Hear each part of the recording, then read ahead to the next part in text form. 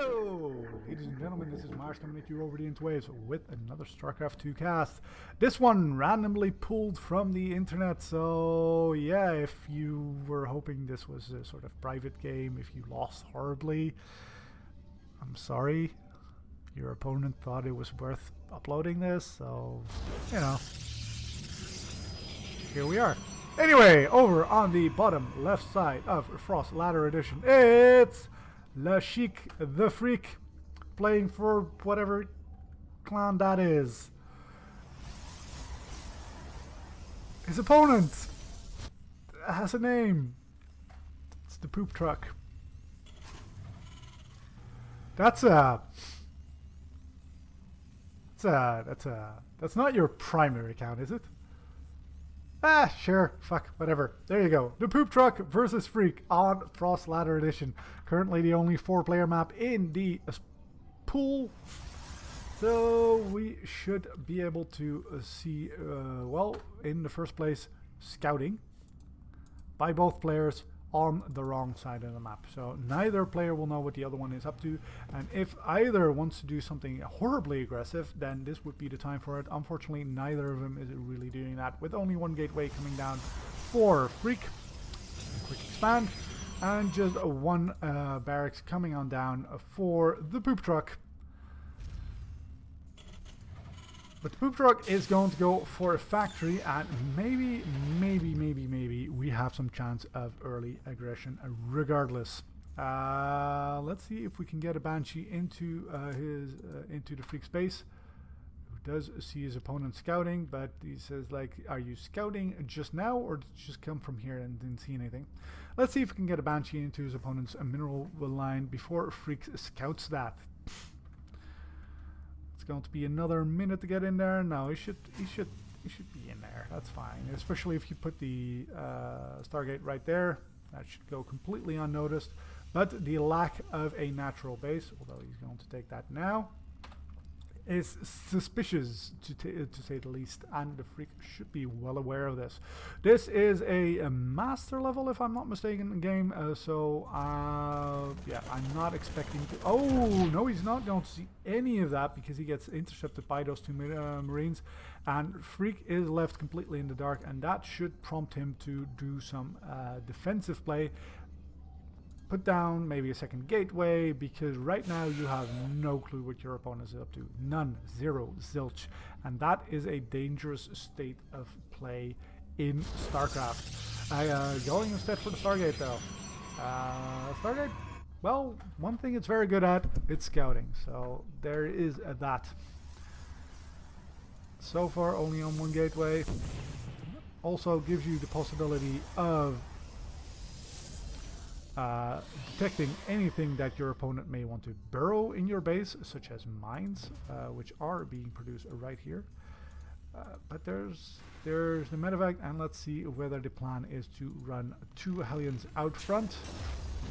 Oh, and there is a good scout. This adept sees everything, sees the army, sees the tech of his opponent, and even going to get some serious damage on that Hellion. Doesn't kill it though.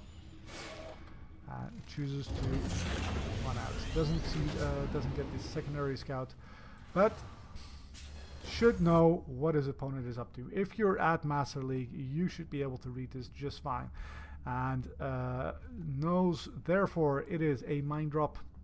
Doesn't keep the Oracle at home though, so that mine is going to have the possibility of doing some damage, but if he can lift that up before that happens, that should put him in a good spot.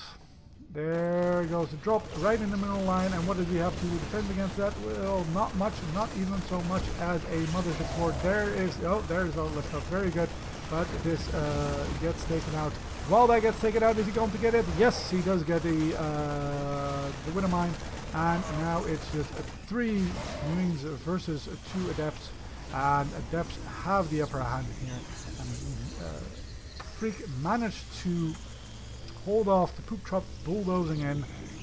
See, I made a truck pun. Just fine. Did that Hellion just park there the entire time? Well, that is very unfortunate. 3 workers killed versus 2, and Freak feels comfortable enough to take that third base, whereas the poop truck is only now on 2 bases. And with 23 workers, he should be scared for his position right here. Moving on into a normal game right here, building that third command center, building those SCVs a little bit faster than it happens, and I completely missed the Liberator, getting nothing done whatsoever. Look at that one marine right there, making sure that nothing was coming his way, and there goes the Liberator. Bye-bye. So little units one by one being sent out by the poop truck, and these are known to, yep, that finishes anything the poop truck saw beyond this corner of the map. Now he is as blind as the Freak was a little while ago, and well, he did get that Oracle, so at least he doesn't have to worry about that. But there is, of course, the possibility of building a second one of those. Ooh. This is something, it's a choice you want to make. It limits the amount of Marines you can put in here, but unfortunately it also gives your Marines quite the safe haven. If you do drop one here, you can't really get on top of them with a lot of units. Now, in the days of Adepts who do actually shoot some short distance, with range 4, you can actually still cut that out. But if you want to get in there with Zealots, well, then you're out of luck. Going back into, well, equal sort of workers count, and neither has thought about any upgrades beyond, you know, Stim, Combat Shield, and are we getting... No, we're not even getting glaives yet, because we haven't built so much. Well, we have built a Twilight Council, it's just not doing anything. Now we have 6 gateways. We can have some aggression coming on in here, and we've got a little bit of Bio trying to hold on a lot of Protoss, and it is enough, but it is only enough as long as the reinforcements are still en route. This is 50 army supply for the Protoss versus 30 of the poop truck, and it doesn't even have so much of the 1 more unit of a Widow Mine to really deal with that, and even if it does, it gets killed by this one right here. Make sure that that wall is completely out. There is a Widow Mine, by the way. There you go. Boom. 1 free adept, and that's the shield on our couple of other ones should be able to take that out, but it does cause the Freak to collapse on that. Takes out a couple of more units. Has to pull his probes once again, and yeah, there is a lot. If he's going to get this, he's going to lose a lot of SCVs, but he is going to be able to hold off this aggression with Stim, with those medevacs. He's going to be able to push back at this mostly gateway heavy force. That Immortal lost his shields a little bit too early to continue buffering that, and it does hold that off, and it only cost him most of his workers. And my StarCraft just did a weird thing. Anyway, it continued doing that. The Freak is completely aware of what his opponent is doing with 3 observers, although he's only got the 1 left now. And yeah, the poop truck doesn't need to move this one out, as he has to replenish his SCVs once again. So 3 base Protoss with not quite saturated but quite comfortable on 54 workers to 35 versus a 2 base poop truck. There goes the first upgrades, and we do have the resonating glaives coming on in, and a robotics base. So let's see if we're going to see any of those juicy disruptor shots.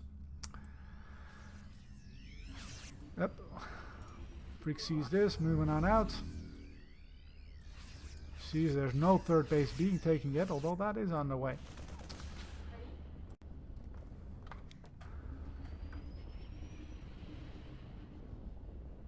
So the poop truck trying to put himself back into position, but at a little bit over half the workers of his opponent, it is going to be tough. Now Bio, especially with this many Marauders, as somebody once upon a time sang, Marauders turn toss into goo. Very capable of still making a play right here, but especially if those disruptors are going to go out, as you did get this right here. Going to be able to get into a good position in between the two bases. Burrows those things. No, going to go on right in. Is he going to make it up to the main base? Yes, yes, no. No, going to have half of his army leaving that in, and takes a very nice position on top of that thing, and goes, yeah, bottles that up, make sure that most of the Protoss army isn't in fact fighting, doesn't get that second mine off yet, but it does exact heavy toll for Protoss to make sure that he gets that base. So loses that, but make sure that, oh, I wish I had this open when that was happening, but that resets, well, yep, there was 35 to 79, I believe, before this weapon, but now it is fine. In the meantime, though, we have a bunch of stalkers on the other side who are not being warped in with being comfortable that he had enough to hold that off. And now he's going to go and punish that third base. Or is he? Because there is enough by the turn here to hold that up. There's no medevacs to heal this, though, so every stim counts. Nope, nope, going to evacuate that base right there, going to cancel those barracks and maybe float that orbital command center. Building to go there to medevacs, once again choosing to fight with SCVs, which is definitely not what these brave engineers signed up for, but does hold that off. Bio is so good if it's but now we're going to have a very nice concave against this. Lots of Marauders. Yes, they turn toss into goo, but there is a lot of toss to be turned into goo. Take out the medevacs, meaning that the longevity of the bio is significantly hampered, and that is the last of the army. Now we're down to 25 army supply. Has to evacuate on out with that thing, and here we have a very small bio ball once again engaging, but even with this, scouting to see just how far ahead his opponent is, and may just say GG. If you enjoyed this video, press that like button. If you'd like to see more of me, subscribe.